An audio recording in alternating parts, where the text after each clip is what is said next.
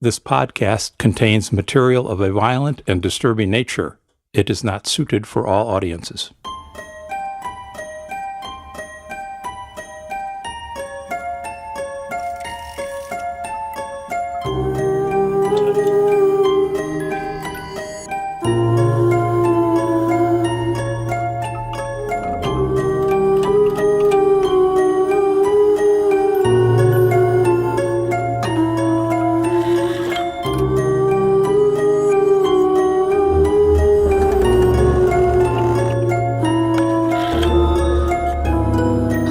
Welcome to Horror Tales, a podcast in which you can sit back and listen to a scary story. The first story was written by Caleb Stevens and first published by Gianna and Hinnom Books. It is called The Wallpaper Man.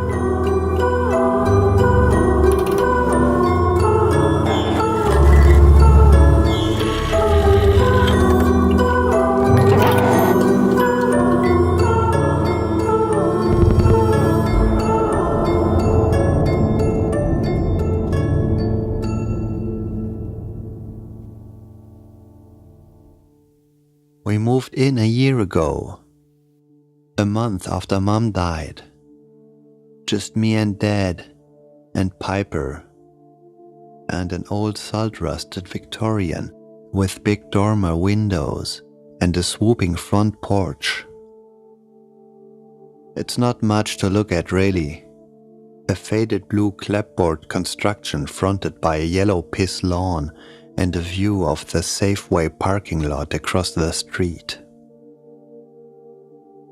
Not exactly what I had in mind when Dad told me we were moving to the coast. He'd said he needed to get away from her, or from the memory of her anyways. Something like that. Some bullshit line about missing her too much. Nick, he said with the nicotine line sprinting away from the corners of his mouth, she haunts me. Every night she haunts me. I can feel her in the room when I close my eyes. It's not good for me here no more. Or for you and your sister for that matter. We need a fresh start somewhere else. But I knew it wasn't a fresh start he needed. Now he wanted to run. I could see it in his nervous, washed-out eyes every time we went to the store, darting this way and that, looking for the "I know what you did" looks. The tight smiles with the curt nods, the poisoned glances. And at home, the trash cans boiling over with empty vodka bottles and crumpled up cartons of Camel Lights, the floor coated in dust, no one to clean them up anymore. So one day in late October, he pulled up in front of my school with a U-Haul tacked to the back of our rusted out 98 Chevy Silverado and left. No warning, no time for goodbyes. Just a quick, "Get in, kid." Found us a place up the coast. A good place. A place we can get right again. Piper cried the entire way, and me, well, I just bit my tongue.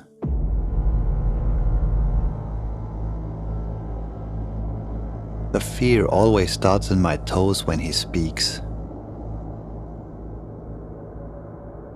A sinister prickle that blooms through my feet and curls up my legs like a swarm of hatching spiders in search of a meal.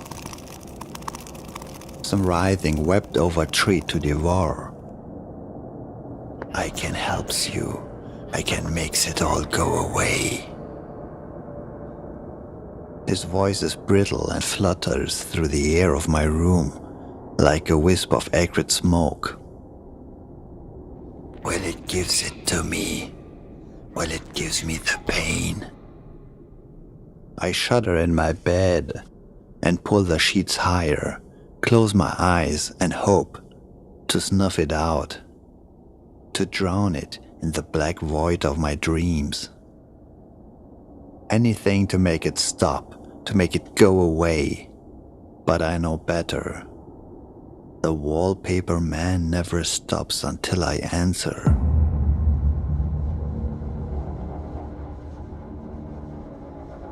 Sometimes I feel brave. I try to tune him out.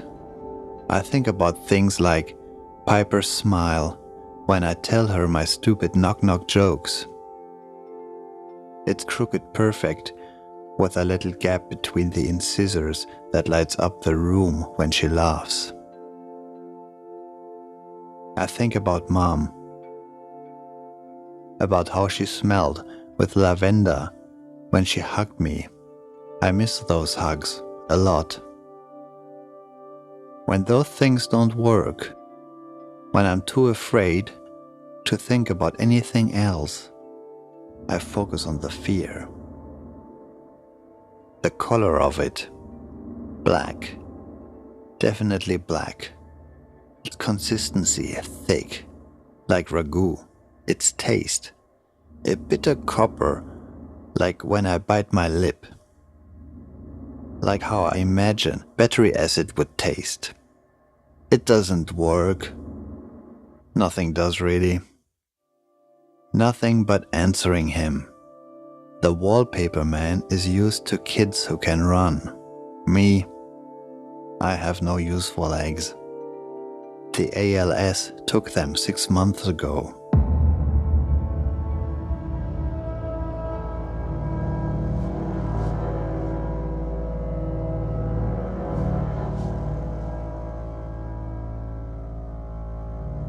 Most people are nice enough when they see me. I mean, sure. They stare a little too long, and not a little too hard when they say hello, but they mean well. And the women, oh man, do they drive me nuts with those big fake plastic smiles and the way they talk to me, like I'm dumb or something. Like I'm a 2-year-old. I'm not. I'm 16. I just look young. The men, well, they mostly ignore me, but whatever. I can't say I blame them. Who wants to spend time talking to death warmed over in a wheelchair? I sure as hell wouldn't. I mean, I can't even stand to look at myself in the mirror. I try not to. I know how I look. The right side of my face droops like a stroke victim. The muscles frozen in place and not quite working right. The other half compensating with a strange twitch when I talk. Like I've stuffed my mouth full of sour candy.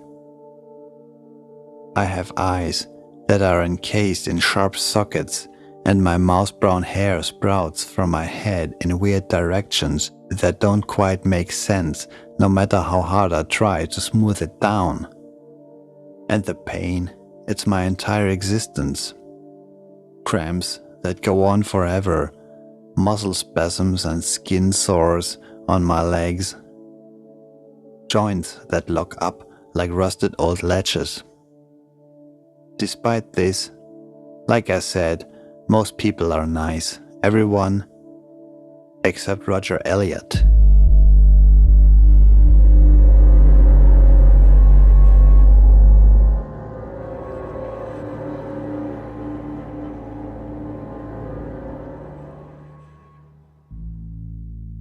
The bathroom door bangs open, and even before he speaks, I know it's him. Hey, look who we have here. It's Nicky Twitch. Leave me alone, Roger, I mutter into the floor. Before I have a chance to brace myself, he's behind me, whipping my wheelchair around, sending the contents of my catheter bag all over my lap. The smell of ammonia stings my nostrils, and I frantically wipe at it with a nearby paper towel. Hope to soak it up before it sets into my jeans. Hey, someone needs to cheer. The corners of his mouth tick up into an evil grin. Oh my god, did you piss yourself? You did, didn't you? He barks out a laugh and that tells me something bad is coming. That's so disgusting. Wait till everyone hears about this. Pissing your pants, what a baby. He spouts a few mud jags of laughter and stomps out of the bathroom, leaving me alone with my urine-stained lap. Roger has everything. Perfect bone structure, a strong jawline already sprouting stubble, broad shoulders, girls chasing him everywhere he goes. He even drives a red Dodge Charger that his lawyer father gave him on his birthday. He still has his mother, one who loves him. It's not fair. He's everything I wanted to be, and everything I hate.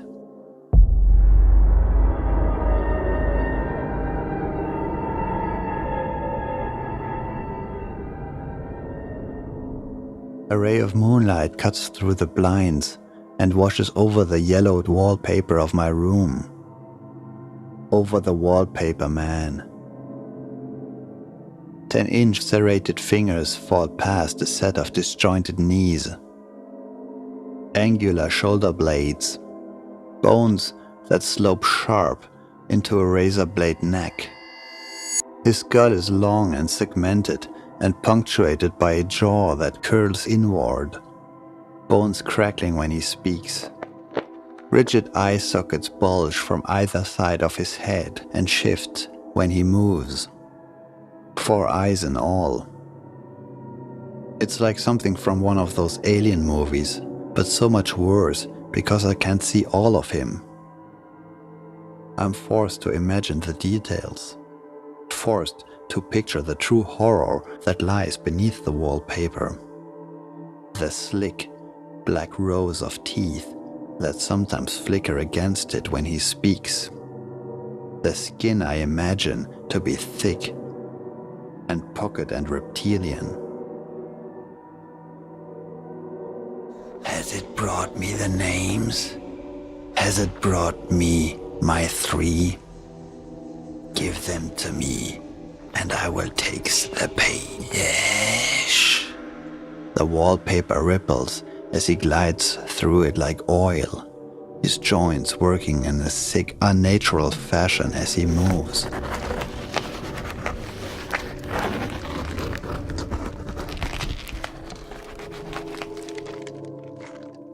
I think of an arthritic centipede.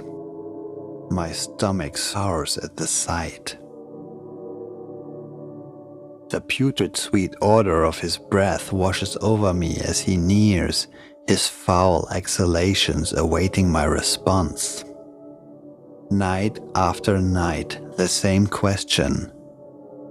Will I give him his gifts? Will I give him his 3? And night after night, I croak out a wet gurgle. No, my voice is a weak, dry breeze, baby vomit.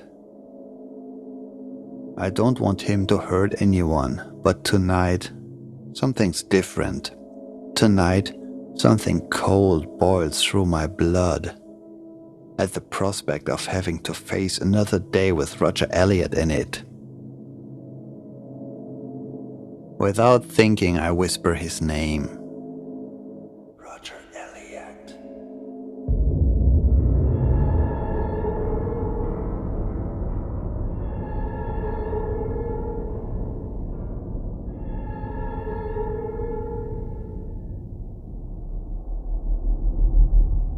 I half expect to see Roger sitting at his desk the next morning, slouched down, jog style in his chair.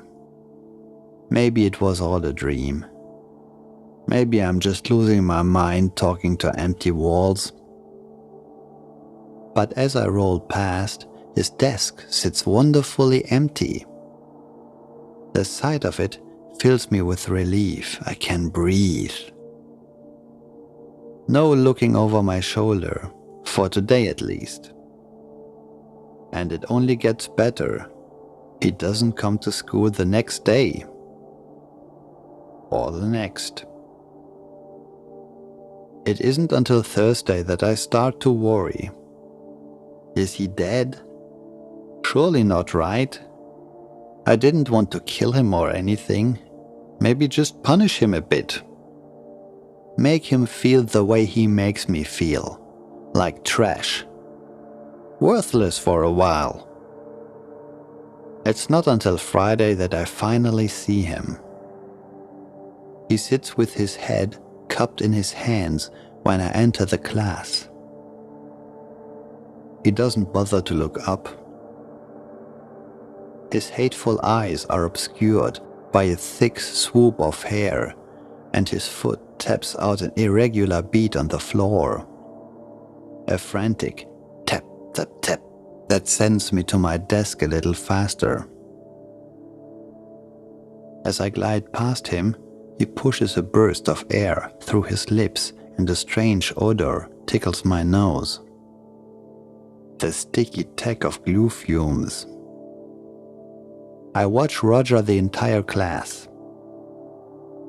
There's something off about the way he sits, hunched forward like an arthritic 80-year-old. But there's something else, something worse. His skin. It's taken on a strange, chalky texture, like drywall. Like it would crumble beneath my fingertips if I touched.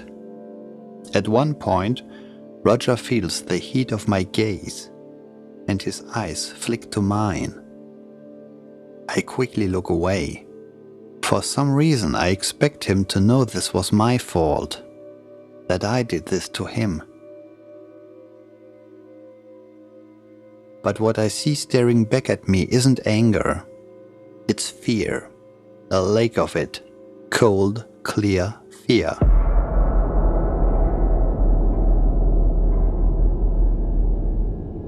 It's crisp outside as I roll up to the curb and wait for Dad to pick me up. I shiver in my windbreaker and wonder how late he'll be today. Yesterday it was half an hour. The day before, 45 minutes, and reeking of booze. If he's that late today, I'll freeze. A shrill whine snaps me out of the thought. An ambulance, distant but coming closer. Then I hear the cry. Roger's. Pain-drenched and terrified. Like he's burning alive. He stumbles from the soccer field, arms draped around two of his jock friends. Two cheerleaders swirl in front of them like gnats, screaming for help. As they near, I squint and try to see what's wrong. His legs seem okay. His arms are fine. Nothing's broken. But his face is all twisted up, and his hands there, flapping. Like a pair of panicky birds. Dripping watery pink fluid everywhere. And oh God, the skin. It's gone, all of it. In its place, fibrous red muscles entwined with nerve endings. Stripes of bone peek through the tissue. And there's something else. Sticky white clumps of paste speckled all over his palms. His forearms. It coats his naked digits and runs up his wrists where the skin is peeling back in tattered stripes. I choke back a slug of bile. The gym teacher, Mr. Johnson, abandons his post directing traffic and sprints over. What happened? One of Roger's friends looks up wild-eyed. The spray of freckles over his nose suddenly dark in the afternoon sun. It just... He looks away and shakes his head, turns back with tears spilling through his lashes. His skin just came off, Mr. Johnson, like a pair of gloves. We were playing catch, and Roger started screaming when he caught the ball. We didn't know what happened at first. Roger unleashes a painful howl that cuts through my chest. I did this to him. I made this happen. A moment later, the ambulance tears up the curb, and I watch the EMTs load Roger up, his eyes wild with pain, rotating in their sockets like dirty brown marbles.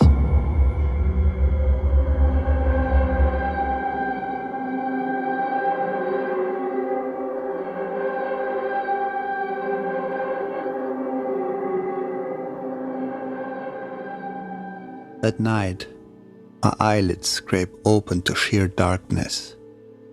A tomb. I can't see the streetlights through my blinds. Can't find the assuring glow of my alarm clock on my dresser. My torso is greased with sweat. Roger's skin. I can't stop thinking about it. The way it sloughed off like boiled meat. The way a chill washes over my arms, down my legs. Someone's watching me. I can feel it. I can feel him. My mouth goes sandpaper dry. My tongue swelling in my mouth. I can't handle him tonight. I can't give him another name and do this to someone else. Do what I did to Roger. I won't, Al. Nick, are you awake? Piper.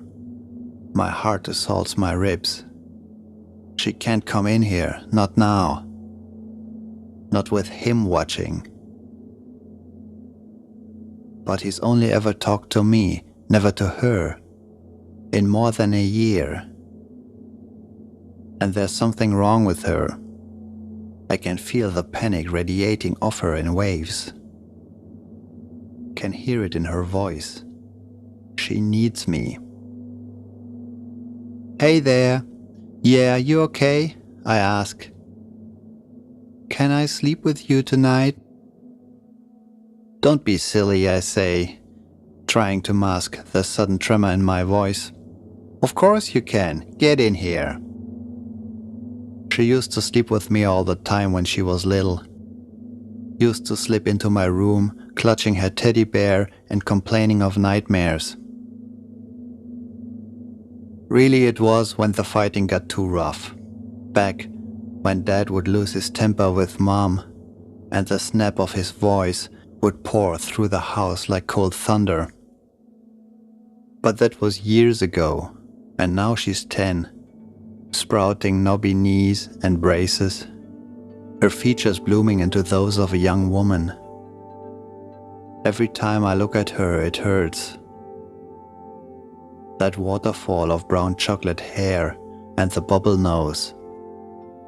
The warm oily skin that's so different than mine. All I see is Mom. Piper's all I have left of her. I drape an arm around her as she slides beneath the sheets, and I realize she's shivering. Hey, what's the matter? You have a bad dream or something? She shakes her head, and her hair tickles my chin. What then? It was... She shudders, lets out a sob. Go on, you can tell me. You know that, right? She nods her head and lies quiet for a long moment before saying, It was Dad. He was in my room again. I stiffen, every wasted muscle in my body snapping taut. My throat glues shut as I run a hand over her head and soothe her until her breathing evens out. Then I lie wide awake, the blood hammering against my eardrums like the day I found Mom in the bathroom with the empty bottle and the pills scattered around her fingers like snowflakes. Dead-eyed and foaming at the mouth, she lay there motionless and cold. The hem of her sweater hiked up just enough for me to see the purple patch of skin peeking through. Dad always liked to keep his handiwork hidden. I like cardboard stiff and wait, and wait, and wait. For hours staring at the wall, unable to sleep. Near 3 a.m., I finally catch a flicker of movement above my headrest. A seriform grin. I say his name.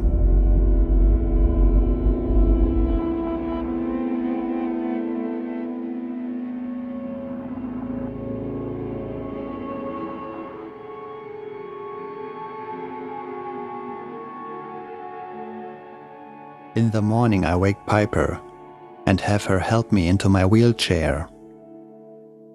The kitchen has been fitted for me, the one thing that's done right around here.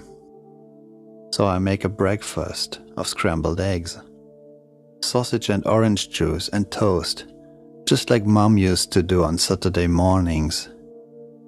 Called them her weekend specials.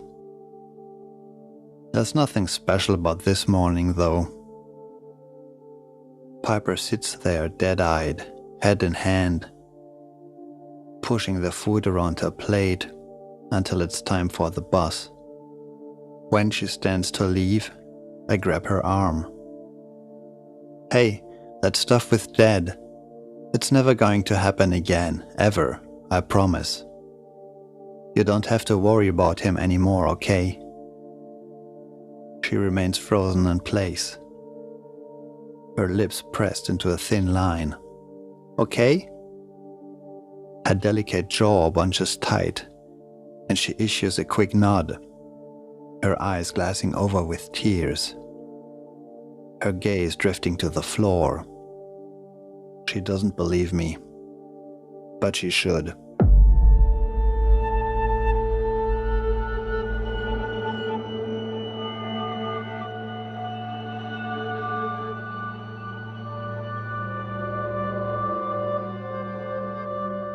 After she leaves, I wheel myself to Dad's room and burn my gaze into it.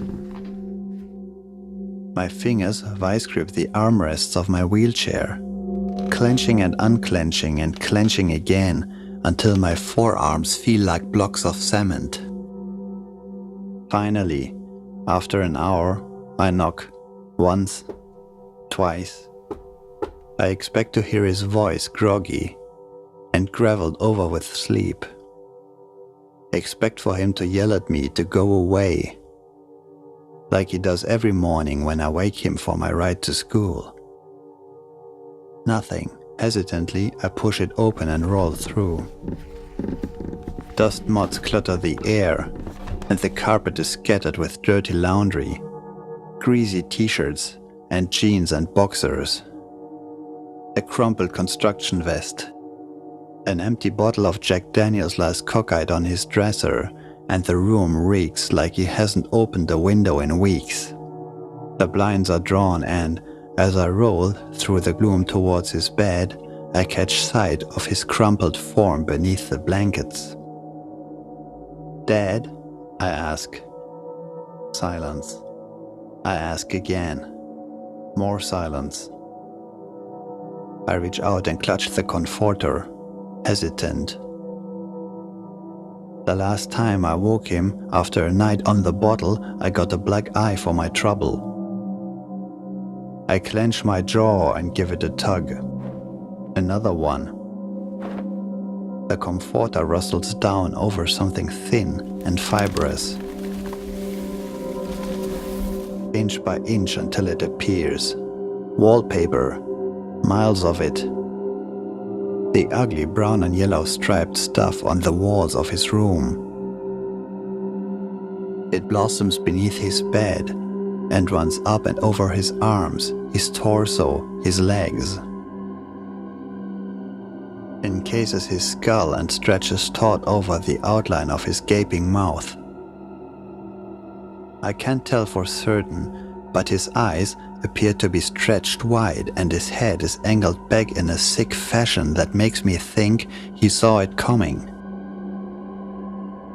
I find a crease in the wallpaper near his chest and take hold of it. Pull. A sprinkle of sand shivers through.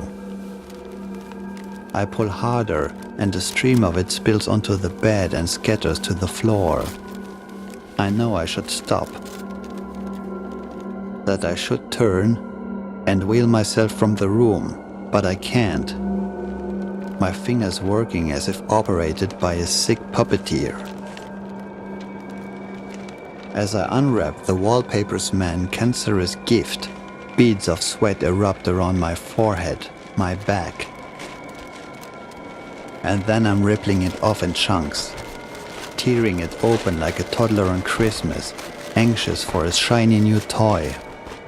Except, what reveals itself is anything but shiny.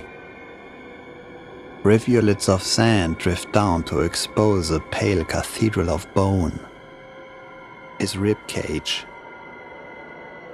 Nausea churns through my intestines, and I nearly retch, but somehow keep rippling, tearing the wallpaper off. A pitted femur, a wrist bone, a skull. It's bleached white and vacant.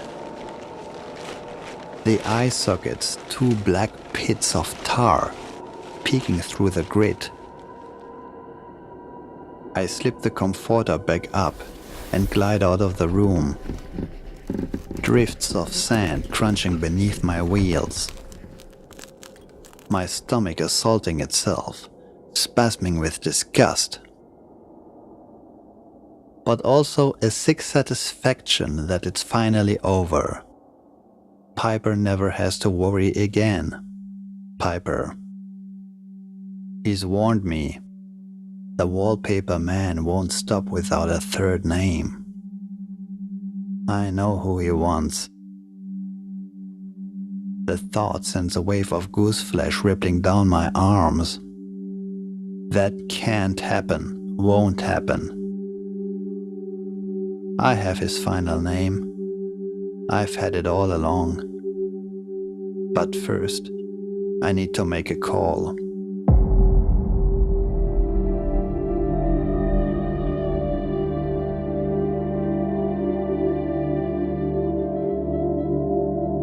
I wait for hours, the house creaking around me as I sit in the silence of my room and stare at the wallpaper. Toy bears marching with trumpets, leading a troop of stuffed animals through a candy cane forest. Rabbits and deers, and bug-eyed badgers following behind, each with an instrument of their own, a crazy, never-ending parade. It's awful stuff. Probably some baby's room before I moved in. Likely a boy's room, based on the heavy bend toward blues and yellows. Dad said he'd take the stuff down in a couple of weeks. Yeah, right. Decayed fragments of light peek in around the curtains. Tell me it's getting late. Aunt Lauren will be here soon. A half an hour or so. She'll stop me if she gets here before I do this. I could barely hang up on her as it was. One look at her and all my strength will drain into the floor. I can't wait any longer. From my lap, I take the steak knife and press it against the left pad of my palm.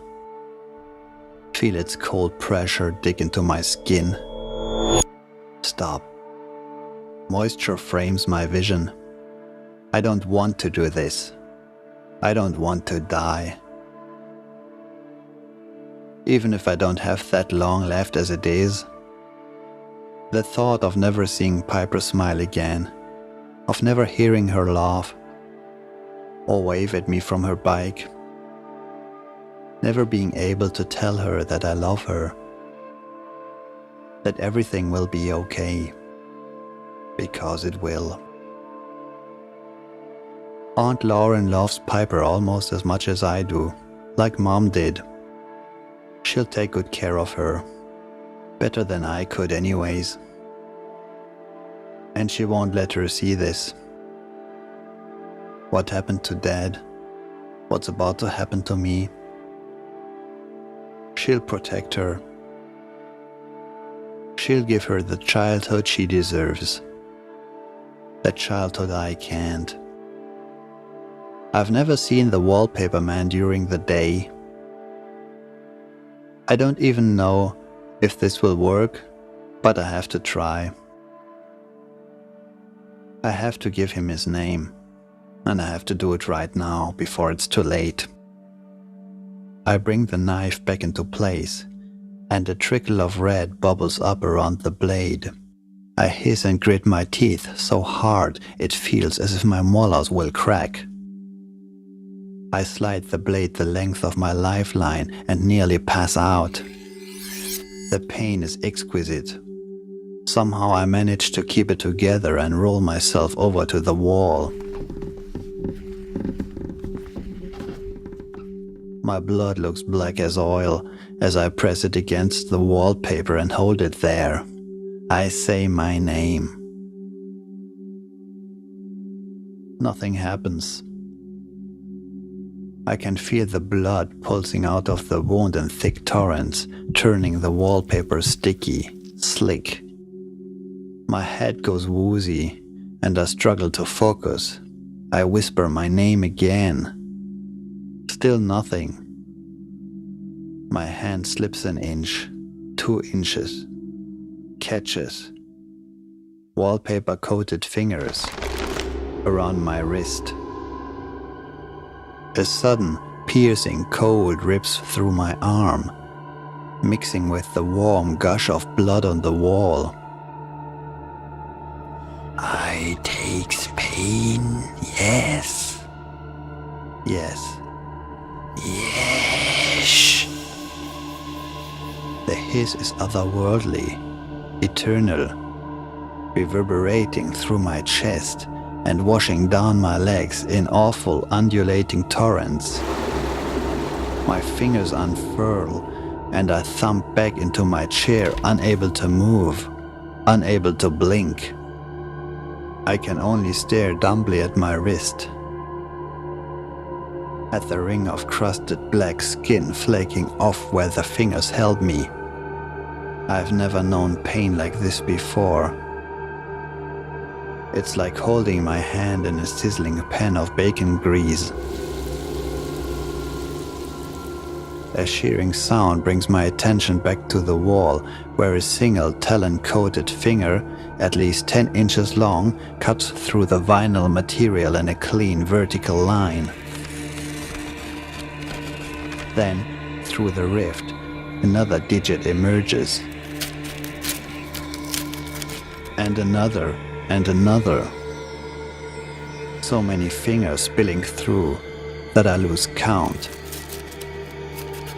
At least a dozen in all, maybe more. Black knotted knuckles. Cruel-looking blades extending from each fingertip. They are impossibly long and pop and croak as they curl in and out. Don't be afraid. It takes the pain. It takes it all away. A gust of something foul spills through the rift, a noxious rot that saws my nostrils and sets my eyes to watering. I blink away the tears and stare dumbfounded at the hundreds of miniature patches of wallpaper tearing away from the wall and migrating toward the hand, crawling like maggots over one another and slithering onto its palm, leaving sticky trails of something mucus-like behind. Before my eyes, they writhe and contort and twist into one another in sick, disjointed motions, combining to sprout wings and antennae and hungry, sucking mouths. I watch in disgust, unable to avert my eyes from the seizing horde as it convulses into something I recognize. Butterflies. Dozens and dozens of wallpaper butterflies, A burst of rot spills through once more, and before I can make a sound, they take flight and hurtle toward me with terrifying speed. Their razor-sharp wings slash against my skin, their stabbing legs piercing my flesh. I gag and choke on their rotten bodies as they work down my throat and burrow into my stomach, into the soft gelatine of my eyeballs. Pure agony swims through every cell of my being as they shred through muscle and bone alike. My life spilling out of me in 1,000 cuts at once.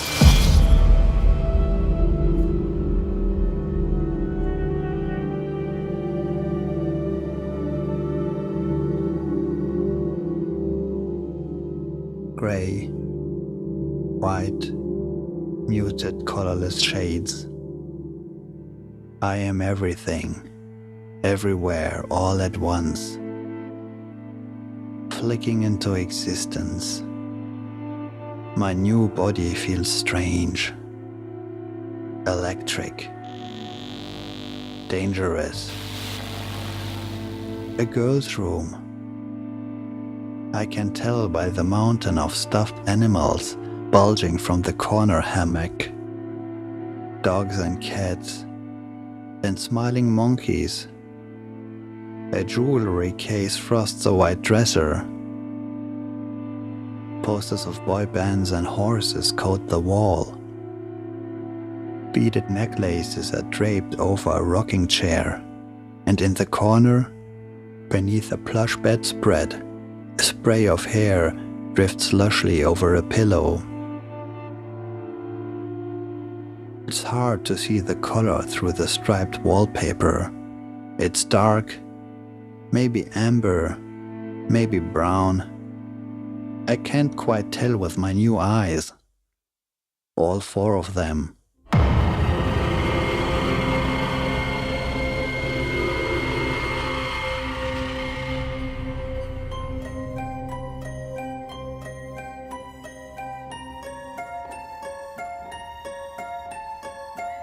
Thank you for listening to Horror Tales.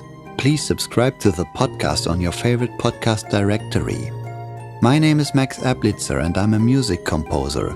You just heard my music since I wrote and produced the original soundtrack for this episode.